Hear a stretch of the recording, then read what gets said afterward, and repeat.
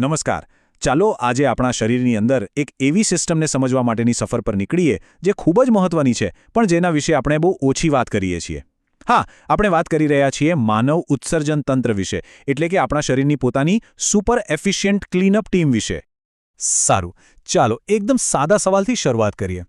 ક્યારે વિચાર્યું છે કે આપણે જે ગ્લાસ ભરીને પાણી પીએ છીએ એ શરીરમાં જઈને ખરેખર ક્યાં અદૃશ્ય થઈ જાય છે? આ એક એવો સવાલ છે જેનો જવાબ આપણને સીધો જ આજના વિષયના કેન્દ્રમાં લઈ જશે. આખી સિસ્ટમને સમજવાની ચાવી આ જ સવાલમાં છુપાયેલી છે. તો આજના આ વિશ્લેષણમાં આપણે આ 5 મુખ્ય મુદ્દાઓને આવરી લઈશું. આપણે પહેલાં સમજીશું કે ઉત્સર્જન એટલે શું અને શા માટે જરૂરી છે. પછી શરીરના બીજા કયા અંગો સફાઈમાં મદદ કરે છે એ જોઈશું. ત્યારબાદ આપણા શોના સ્ટાર એટલે કે કિડની પર ધ્યાન કેન્દ્રિત કરીશું. અને છેલ્લે જ્યારે આ સિસ્ટમમાં કોઈ ગડબડ થાય ત્યારે શું થાય છે એ પણ જાણીશું. તો ચાલો શરૂ કરીએ આપણા પહેલા વિભાગથી, ઉત્સર્જન. આ શબ્દ સાંભળવામાં ભલે થોડો વૈજ્ઞાનિક લાગે પણ એનું કામ એકદમ સીધું અને સરળ છે. સવાલ એ છે કે શરીરને આ કરવાની જરૂર કેમ પડે છે? ચાલો આ મિશનને બરાબર સમજીએ. સાવ સાદી ભાષામાં કહીએ તો ઉત્સર્જન એટલે શરીરની કચરાપેટી ખાલી કરવાની પ્રક્રિયા. જુઓ, આપણું શરીર એક ફેક્ટરી જેવું છે. આપણે ખોરાક અને પાણીરૂપી કાચો માલ અંદર નાખીએ છીએ. શરીર એમાંથી શક્તિ અને પોષક તત્વો બનાવે છે. પણ આ પ્રક્રિયામાં અમુક કચરો અને ઝેરી પદાર્થો પણ બને છે. જો આ કચરો શરીરમાં જમા થતો રહે તો એ ઝેર બની શકે છે. બસ આ કચરાને બહાર ફેંકવાનું કામ જ ઉત્સર્જન છે. હવે જ્યારે પણ આપણે ઉત્સર્જન તંત્રની વાત કરીએ ને તો મગજમાં પહેલું નામ કિડનીનું જ આવે છે. પણ ખરું કહું, કિડની આ કામમાં એકલી નથી. એ આખી સફાઈ ગેંગની લીડર છે. પણ એની મદદ માટે બીજા પણ કેટલાક મહત્વના અંગો છે. ચાલો આ સપોર્ટિંગ સ્ટાફને મળીએ. જુઓ, આ કેટલી અદ્ભુત ટીમ છે. આપણી ચામડી એ પરસેવા દ્વારા વધારાનો ક્ષાર અને થોડું યુરિયા બહાર કાઢે છે. આપણા ફેફસા જ્યારે પણ આપણે શ્વાસ બહાર કાઢીએ છીએ ત્યારે કાર્બન ડાયોક્સાઇડ નામના કચરાને હવામાં છોડી દે છે. અને યકૃત, એ તો શરીરનું પાવરહાઉસ છે. એ લોહીમાં ભળેલા આલ્કોહોલ જેવા ઝેરી પદાર્થોને પકડીને એને ઓછા નુકસાનકારક બનાવીને કિડનીને કહે છે, ચાલો હવે આને બહાર ફેંકી દો. આ પરથી ખબર પડે છે કે આ એક પરફેક્ટ ટીમવર્ક છે. ભલે બીજા બધા અંગો મદદ કરતા હોય પણ આખી ગેમનો સ્ટાર પ્લેયર તો એક જ છે, આપણી કિડની.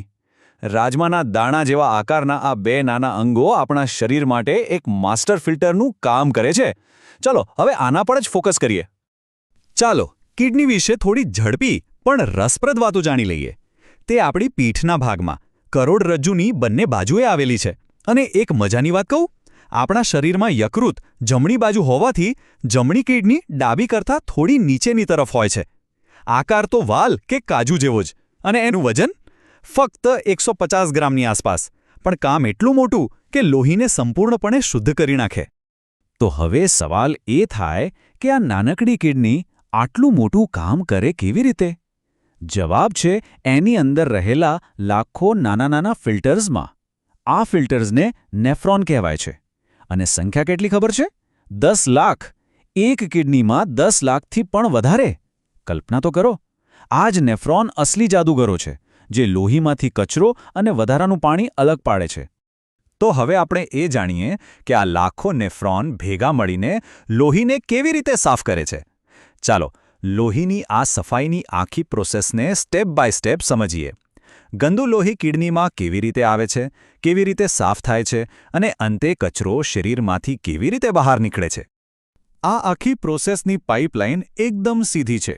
સૌથી પહેલાં કિડની લોહી ગાળીને મૂત્ર બનાવે છે. પછી એ મૂત્ર 2 પાતળી નળીઓ, જેને મૂત્રવાહિની કહેવાય છે, તેના દ્વારા નીચે ઉતરે છે. આ નળીઓ તેને એક કોથળી એટલે કે મૂત્રાશયમાં જ જમા કરે છે. અને જ્યારે આ કોથળી ભરાઈ જાય ત્યારે મૂત્રમાર્ગ દ્વારા એ શરીરમાંથી બહાર નીકળી જાય છે. સિમ્પલ અને અસરકારક. તો આ મૂત્રમાં હોય છે શું? મોટાભાગના લોકોને એમ જ હોય કે એ માત્ર કચરો છે. પણ આ ચાર્ટ જુઓ, આ બહુ જ રસપ્રદ છે. મૂત્રમાં 95% તો પાણી જ હોય છે. બાકીના 5%માં યુરિયા, જે પ્રોટીનના પાચનથી બનેલો કચરો છે, અને એમોનિયા જેવા બીજા ઝેરી પદાર્થો હોય છે. ચાલો હવે મૂત્ર વિશે થોડી એવી વાતો કરીએ જે કદાચ ઘણા લોકોને નહીં ખબર હોય. એની જે ખાસ ગંધ છે એ એમોનિયા નામના પદાર્થને કારણે આવે છે. અને હા, આ એ જ એમોનિયા છે જે ડુંગળી કાપતી વખતે આપણી આંખોમાં પાણી લાવી દે છે. એનો જે પીળો રંગ છે એ યુરોક્રોમ નામના પિગમેન્ટને આભારી છે. અને સૌથી નવાઈની વાત, એનું પીએચ લેવલ પણ દિવસભર બદલાતું રહે છે. અત્યાર સુધી બધું કેટલું સરસ અને વ્યવસ્થિત રીતે ચાલી રહ્યું હતું, બરાબર ને?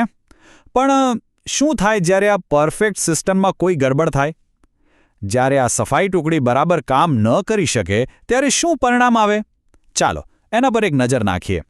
આ સિસ્ટમની સૌથી સામાન્ય અને જાણીતી તકલીફોમાંની એક છે કિડની સ્ટોન, જેને આપણે સાદી ભાષામાં પથરી કહીએ છીએ.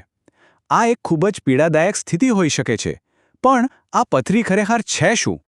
તો કિડની સ્ટોન બીજું કંઈ નહીં પણ કિડનીની અંદર જમા થયેલા ખનિજ અને ક્ષારના નાના નાના પથ્થર જેવા કણ છે. મોટાભાગે આ સ્ટોન કેલ્શિયમ ઓક્ઝલેટ નામના કમ્પાઉન્ડમાંથી બને છે.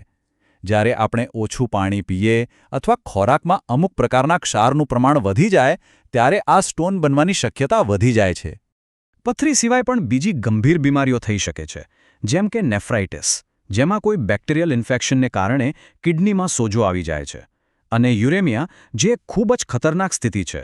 આમાં કિડની કામ કરવાનું જ બંધ કરી દે છે અને લોહીમાં યુરિયા જેવો ઝેરી કચરો જમા થવા લાગે છે. જ્યારે કોઈ વ્યક્તિની બંને કિડની સાવ કામ કરતી બંધ થઈ જાય, એટલે કે કિડની ફેલ થઈ જાય, ત્યારે જીવન બચાવવા માટે એક જ રસ્તો બચે છે: ડાયાલિસિસ. ડાયાલિસિસ એક એવી મેડિકલ પ્રક્રિયા છે જેમાં મશીનની મદદથી લોહીને શરીરની બહાર ફિલ્ટર કરવામાં આવે છે. એ જાણે કે કૃત્રિમ કિડની જેવું કામ કરે છે. હવે જો આ સિસ્ટમમાં કોઈ તકલીફ જણાય તો કયા ડૉક્ટર પાસે જવું એ જાણવું પણ ખૂબ જરૂરી છે. જુઓ, જો સમસ્યા કિડનીના કામકાજ એટલે કે ફિલ્ટરિંગમાં હોય તો નેફ્રોલોજિસ્ટને મળવું પડે. પણ જો સમસ્યા મૂત્રમાર્ગમાં એટલે કે પાઇપલાઇનમાં હોય, જેમ કે પથરી અટકી ગઈ હોય, તો યુરોલોજિસ્ટ સાચા નિષ્ણાત છે.